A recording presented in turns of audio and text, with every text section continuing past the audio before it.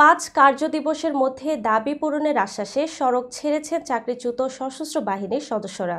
রোববার ঢাকা সেনানিবাসে শহীদ জাহাঙ্গীর গেটের সামনে অবস্থান নেয়া এই সদস্যরা সেনাবাহিনীর ঊর্ধ্বতন কর্মকর্তাদের আশ্বাস পাওয়ার পর সড়ক ত্যাগ করেন। ফলে সড়কে যান চলাচল স্বাভাবিক হয়। এর আগে রোববার সকালে চাকরিচ্যুত সশস্ত্র বাহিনীর সদস্যদের প্ল্যাটফর্ম সহযোদ্ধার ব্যানারে অবস্থান নেন চাকরিচ্যুত সশস্ত্র বাহিনীর সদস্যরা।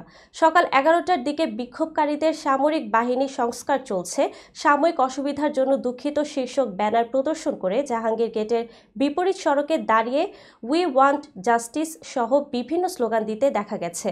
আন্দোলনরতদের 3 দফা দাবি হলো, চাকরিচ্যুতির সময় থেকে এখন পর্যন্ত সম্পূর্ণ বেতন ভাতা ও অন্যান্য সুযোগ সুবিধা সহ চাকরি পুনর্বহাল করতে হবে। যদি কোনো সশস্ত্র বাহিনী সদস্যের চাকরি পুনর্বহাল সম্ভব না হয় তাহলে তাকে সরকারি সব সুযোগ সুবিধা সহ পেনশনের আওতাভুক্ত করতে হবে। যে আইন কাঠামো ও একতরফা বিচার ব্যবস্থার মাধ্যমে শত শত সশস্ত্র বাহিনীর সদস্যকে চাকরিচ্যুত করা হয়েছে সেই বিচার ব্যবস্থার সংস্কার করতে হবে। এ সময় জাহাঙ্গীর গেটের সামনের সড়কে যানজট দেখা দেয়। যানবাহনের সারি ঠেকেছে প্রায় বনানী মোড় পর্যন্ত। এতে বেশ ভোগান্তিতে পড়েছেন স্কুল, কলেজ ও অফিসগামী মানুষ।